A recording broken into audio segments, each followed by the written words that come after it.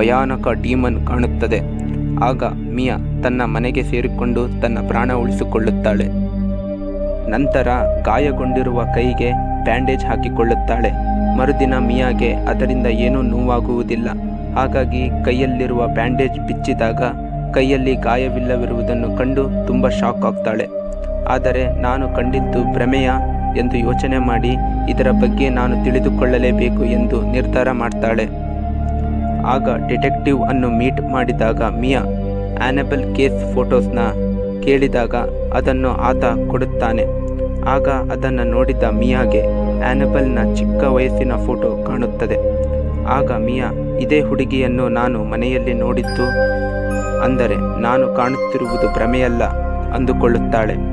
ಆಗ ಅವಳಿಗೆ ಆ್ಯನಬೆಲ್ ಸತ್ತ ಜಾಗದಲ್ಲಿ ಒಂದು ಸಿಂಬಲ್ ನೋಡಿ ಅದೇ ತರಹ ನನ್ನ ಕೈಯಲ್ಲಿ ಗಾಯ ಆಗಿರೋದು ಎಂದು ತಿಳಿದುಕೊಳ್ಳುತ್ತಾಳೆ. ಅಂದರೆ ನಮಗೆ ಮಿಯಾ ಡೀಮನ್ಗೆ ಟಾರ್ಗೆಟ್ ಆಗಿದ್ದಾಳೆ ಎಂದು ಗೊತ್ತಾಗುತ್ತದೆ. ಆಗ ಮಿಯಾ ತನ್ನ ವಿಷಯವನ್ನು ಯಾರಿಗಾದರೂ ಹೇಳಿಕೊಳ್ಳಬೇಕೆಂದು ಎನಿಸಿ ಈ ವಿಷಯವನ್ನು ಎವೆಲಿನ್ಗೆ ಹೇಳುತ್ತಾಳೆ. ಯಾರೂ ಕೂಡ ಮಿಯಾಳ ಮಾತನ್ನು ನಂಬದೇ ಇದ್ದಾಗ ಈ ಎವೆಲಿನ್ ನಂಬ್ತಾಳೆ. ಯಾಕಂದರೆ ಈ ಎವೆಲಿನ್ಗೆ ಕೂಡ ಪ್ಯಾರಾನಾರ್ಮಲ್ ಅನುಭವವಾಗಿರುತ್ತದೆ. ಆಗ ಎವೆಲಿನ್ ಅವಳ ಮಾತನ್ನು ನಂಬಿ ಅವಳ ಬಳಿ ಇದ್ದ ಬುಕ್ನಿಂದ ಹೀಗೆ ಹೇಳ್ತಾಳೆ, ಮಿಯಾ, ನಿನ್ನನ್ನು ಟಾರ್ಗೆಟ್ ಮಾಡಿರುವುದು ಯಾವುದೋ ಸಾಧಾರಣ ಆತ್ಮ ಅಲ್ಲ, ನರಕದ ಭಯಾನಕ ಡೀಮನ್.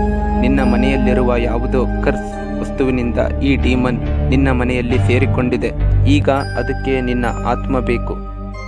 ಹಾಗಾಗಿ ನಿನ್ನನ್ನು ಕೊಂದು ನಿನ್ನ ಆತ್ಮವನ್ನು ನರಕಕ್ಕೆ ತೆಗೆದುಕೊಂಡು ಹೋಗಲು ನೋಡುತ್ತಿದೆ. ಅದಕ್ಕೆ ಒಂದು ಆತ್ಮ ಸಿಗುವವರೆಗೂ ಅದರ ಕಾಟ ನಿಲ್ಲುವುದಿಲ್ಲ. ಮಿಯಾ, ನಿನ್ನ ಫ್ಯಾಮಿಲಿನ ಉಳಿಸಿಕೊಳ್ಳಲು ನೀನು ಏನಾದರೂ ಮಾಡಲೇಬೇಕು. ಕೊನೆಯವರೆಗೂ ಇದಕ್ಕೆ ಪರಿಹಾರ ಸಿಗಲು ಏನಾದರೂ ಪ್ರಯತ್ನ ಮಾಡುತ್ತಿರು ಎಂದು ಎವೆಲಿನ್ ಹೇಳ್ತಾಳೆ. ಹೀಗೆ ಮಿಯಾ ಅಪಾರ್ಟ್ಮೆಂಟ್ ಹತ್ತಿರ ಬರುತ್ತಿದ್ದಂತೆ ಅವಳಿಗೆ ಅಲ್ಲೇ ಇದ್ದ ಮಿರರಲ್ಲಿ ಆ್ಯನಬೆಲ್ ತನ್ನ ಮಗುವನ್ನು ಎತ್ತಿಕೊಂಡಿರುವ ಹಾಗೆ ಕಾಣಿಸುತ್ತದೆ.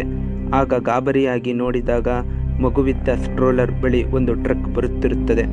ಆಗ ಕೂಡಲೇ ಮಿಯಾ ಮಗುವನ್ನು ಎತ್ತಿಕೊಂಡಾಗ ಆ ಟ್ರಕ್ ಸ್ಟ್ರೋಲರ್ಗೆ ಹೊಡೆಯುತ್ತದೆ.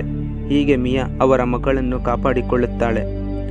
ನಂತರ ಮನೆಗೆ ಬಂದ ಕೆಲವು ಬುಕ್ಗಳನ್ನು ಸ್ಟಡಿ ಮಾಡಿದಾಗ ಅವಳಿಗೆ ಆ ಡೀಮನ್ ಬಗ್ಗೆ ಹಾಗೂ ಆ್ಯನಬೆಲ್ ಹಾಗೂ ಆ ವ್ಯಕ್ತಿ ನಮಗೆ ಹೇಗೆ ಅಟ್ಯಾಕ್ ಮಾಡಿದ್ದರೆಂದು ಗೊತ್ತಾಗುತ್ತದೆ. ಏಕೆಂದರೆ ಡೀಮಾನ್ಗೆ ಅಮಾಯಕ ಹೆಣ್ಣು ಮಕ್ಕಳ ರಕ್ತ ಬೇಕಾಗಿರುತ್ತದೆ. ಸ್ನೇಹಿತರೆ, ಈ ರಿಚುವಲ್ ಬಗ್ಗೆ ನಿಮಗೆ ಗೊತ್ತಿಲ್ಲದಿದ್ದರೆ ಕೂಡಲೇ ನನ್ನ ಯೂಟ್ಯೂಬ್ ಚಾನಲಲ್ಲಿ you have just read the diary of psychopath ಎಂಬ ಕಿರುಚಿತ್ರದಲ್ಲಿ ಸೈಕೋಪಾತ್ಗಳು ಯಾಕೆ ಹಾಗೆ ಮಾಡ್ತಾರೆ, ಅವರ ಉದ್ದೇಶವೇನಾಗಿರುತ್ತದೆ ಎಲ್ಲ ತೋರಿಸಿದ್ದೇವೆ. ನೀವಿನ್ನು ನೋಡಿಲ್ಲ ಅಂದರೆ ತಕ್ಷಣ ನೋಡಿ. ಪಾಪ ಮಿಯಾ ಇದನ್ನು ಹೇಗೆ ನಿಲ್ಲಿಸಲಿ ಎಂದು ತಲೆ ಕೆಡಿಸಿಕೊಳ್ಳುತ್ತಿರುತ್ತಾಳೆ. ಈ ಸಮಯದಲ್ಲಿ ಮಿಯಾಗೆ ರೂಮಲ್ಲಿ ಒಂದು ಶಬ್ದ ಕೇಳಿಸಿದಂತೆ ಆಗಿ ಮಿಯಾ ಏನೆಂದು ನೋಡಲು ಹೋದಾಗ ಅಲ್ಲಿರೋ ಡೋರ್ ಎಲ್ಲವೂ ಲಾಕ್ ಆಗ್ತವೆ. ಇತ್ತ ಲಿಯಾಳ ಸೆಲ್ಫಲ್ಲಿ ದೊಡ್ಡ ದೊಡ್ಡ ಪುಸ್ತಕಗಳು ಬೀಳಲು ಶುರುವಾಗಿ ಮಿಯಾ ಆ ಡೋರನ್ನು ಒಡೆದು ಆ ಮಗುವನ್ನು ಎತ್ತಿಕೊಳ್ತಾಳೆ.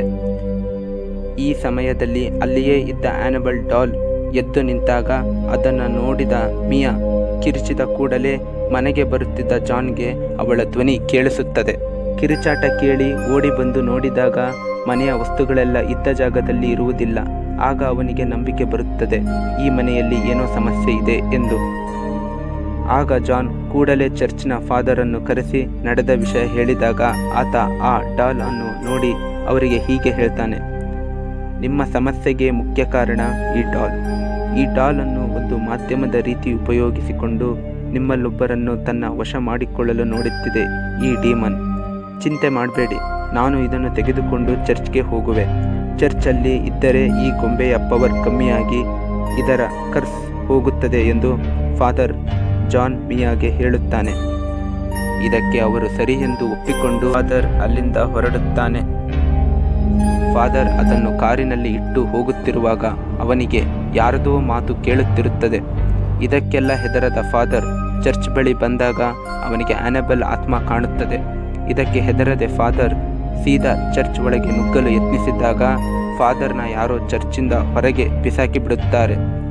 ಅಂದರೆ ಆ ಆತ್ಮ ಫಾದರ್ಗೆ ಭಯಾನಕವಾಗಿ ದಾಳಿ ಮಾಡಿರುತ್ತದೆ. ಪಾಪ ಫಾದರ್ ತಲೆಗೆ ಬಲವಾಗಿ ಪೆಟ್ಟಾಗಿ ತುಂಬ ರಕ್ತ ಬರುತ್ತಿರುತ್ತದೆ. ಹೀಗೆ ಆತನ ಎದುರಲ್ಲೇ ಆ ಆತ್ಮ ಆ್ಯನಬೆಲ್ ಡಾಲ್ ಅನ್ನು ಎತ್ತಿಕೊಂಡು ಹೋಗುತ್ತಿರುವುದು ಕಾಣುತ್ತದೆ. ಇತ್ತ ಜಾನ್ಗೆ ಫಾದರ್ ಹಾಸ್ಪಿಟಲ್ಗೆ ಅಡ್ಮಿಟ್ ಆಗಿರುವುದು ಗೊತ್ತಾಗಿ ಅವರನ್ನು ನೋಡಲು ಹೋಗ್ತಾನೆ. ಇತ್ತ ಮಿಯಾ ಹೆದರುತ್ತಾಳೆ ಎಂದು ಅವಳ ಮನೆಯಲ್ಲಿ ಎವೆಲಿನ್ ಬರುತ್ತಾಳೆ. ಹೀಗೆ ಅವರು ಖುಷಿಯಿಂದ ಮಾತನಾಡುತ್ತಿರುತ್ತಾರೆ. ಹಾಗೆ ಎವೆಲಿನ್ ಮತ್ತು ಮಿಯಾ ಒಳ್ಳೆ ಸ್ನೇಹಿತರಾಗುತ್ತಾರೆ. ನಂತರ ಪ್ರಜ್ಞೆ ತಪ್ಪಿದ ಫಾದರ್ ಎಚ್ಚರವಾಗ್ತಾರೆ. ಆತನ ಎದುರಲ್ಲೇ ಜಾನ್ ಇರ್ತಾನೆ. ಆಗ ಫಾದರ್ ಅವನಿಗೆ ಹೀಗೆ ಹೇಳ್ತಾನೆ, ಜಾನ್, ಆ ಡಾಲ್ ಸಾಮಾನ್ಯವಾದದ್ದಲ್ಲ. ಅದರಲ್ಲಿ ಇವಿಲ್ ಇರುವುದು ನನಗೆ ಗೊತ್ತಾಗಿದೆ. ಅದರಲ್ಲಿ ಖಂಡಿತ ಆನಬೆಲ್ ಆತ್ಮ ಇದೆ. ಹಾಗೆ ನಿನ್ನ ಮನೆಯವರ ಸಾವು ಬಯಸುತ್ತಿದೆ. ಇವಿಲ್ಗಳು ಮಕ್ಕಳ ಮೇಲೆ ಶಕ್ತಿ ಸಾಧಿಸಲು ಆಗುವುದಿಲ್ಲ, ಏಕೆಂದರೆ ಮಕ್ಕಳು ದೇವರ ಸಮಾನ. ಹಾಗಾಗಿ ಲಿಯಾಗೆ ಆ ಡೀಮನ್ ಏನೂ ಮಾಡುವುದಿಲ್ಲ. ಆದರೆ ಈಗ ಪ್ರಾಬ್ಲಮ್ ಅಲ್ಲಿರುವುದು ಮಿಯಾ. ಕೂಡಲೇ ಅವಳನ್ನು ಕಾಪಾಡಿಕೋ ಎಂದಾಗ ಕೂಡಲೇ ತುಂಬ ಗಾಬರಿಗೊಂಡ ಜಾನ್ ಮನೆಯ ಕಡೆ ಹೋಗಲು ನಿರ್ಧಾರ ಮಾಡ್ತಾನೆ. ಹೋಗುವುದಕ್ಕಿಂತ ಮೊದಲು ಜಾನ್ ಮನೆಗೆ ಕಾಲ್ ಮಾಡ್ತಾನೆ. ಆದರೆ ಅದರಲ್ಲಿ ಅವರ ವಾಯ್ಸ್ ಕೇಳದಂತೆ ಆ ಡೀಮನ್ ಮಾಡುತ್ತದೆ. ಆಗ ಡೋರ್ ನಾಕ್ ಆದ ಶಬ್ದ ಕೇಳಿದ ಮಿಯಾ ಯಾರೆಂದು ನೋಡಲು ಹೋದಾಗ ಡೀಮನ್ ಫಾದರ್ನ ರೂಪದಲ್ಲಿ ಅಲ್ಲಿ ಬಂದಿರುತ್ತದೆ. ಅದರ ಭಯಾನಕ ಧ್ವನಿ ಕೇಳಿದ ಮಿಯಾಗೆ ಗಾಬರಿಯಾದ ಕೂಡಲೇ ಆ ಡೋರ್ ಕ್ಲೋಸ್ ಆಗುತ್ತೆ. ಮನೆಯಲ್ಲಿದ್ದ ಎಲ್ಲ ವಸ್ತುಗಳು ಭೂಕಂಪದ ರೀತಿ ನಡುಗಲು ಶುರುವಾಗುತ್ತದೆ. ಆಗ ಎವೆಲಿನ್ ನಾವು ಮನೆ ಬಿಟ್ಟು ಹೋಗಬೇಕೆಂದು ಮಿಯಾಗೆ ಹೇಳ್ತಾಳೆ. ಕೂಡಲೇ ಮಿಯಾ ಲಿಯಾಳನ್ನು ಎತ್ತಿಕೊಂಡು ಬರಲು ಹೋಗ್ತಾಳೆ. ಹೋಗಿ ನೋಡಿದರೆ ಅವಳಿಗೆ ತನ್ನ ಮಗುವು ಎಲ್ಲಿಯೂ ಕಾಣುವುದಿಲ್ಲ.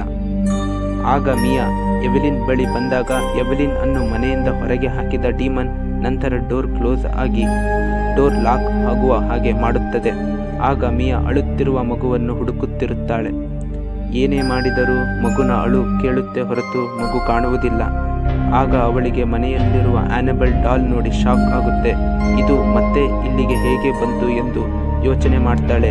ನಿನಗೇನು ಬೇಕೆಂದು ಕೋಪದಿಂದ ಅಳುತ್ತಾ ಕೇಳಿದಾಗ ಅವಳಿಗೆ ಒಂದು ರೂಮಲ್ಲಿ ಶಬ್ದ ಕೇಳಿ ಅದೇನೆಂದು ನೋಡಲು ಹೋಗ್ತಾಳೆ. ಆಗ ಅವಳಿಗೆ ಸೆಲಿಂಗ್ ಮೇಲೆ ಬರೆದಿರುವ ಹರ್ ಸೌಲ್ ಎಂದು ಓದುತ್ತಾಳೆ. ಆಗ ಮಿಯಾಳಿಗೆ ಗೊತ್ತಾಗುತ್ತದೆ, ಈ ಡಿಮನ್ ನನ್ನ ಆತ್ಮ ನರಕಕ್ಕೆ ಕರೆದುಕೊಂಡು ಹೋದರೆ ಲಿಯಾಳನ್ನು ಬಿಡುತ್ತದೆ ಎಂದು. ಕೂಡಲೇ ಅಲ್ಲಿದ್ದ ವಿಂಡೋ ಓಪನ್ ಆಗುತ್ತೆ. ಆಗ ಮಿಯಾ ಸಾಯಲು ತಯಾರಾಗ್ತಾಳೆ.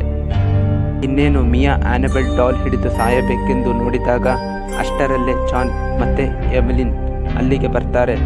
ಆಗ ಜಾನ್ ಅವಳನ್ನು ಕರೆದುಕೊಳ್ಳಲು ನೋಡಿದಾಗ ಮಿಯಾ ಹೇಳ್ತಾಳೆ, ಈ ಡೀಮನ್ಗೆ ನನ್ನ ಆತ್ಮವನ್ನು ಕೊಟ್ಟರೆ ಲಿಯಾಳನ್ನು ಬಿಡುತ್ತದೆ. ಜಾನ್, ಲಿಯಾಳನ್ನು ನೀನು ಚೆನ್ನಾಗಿ ನೋಡಿಕೋ ಎಂದು ಹೇಳಿ ಬೀಳಲು ಮುಂದಾದಾಗ ಕೂಡಲೇ ಜಾನ್ ಅವಳನ್ನು ಹಿಡಿದು ತನ್ನ ಕಡೆಗೆ ಎಳೆದುಕೊಳ್ಳುತ್ತಾನೆ.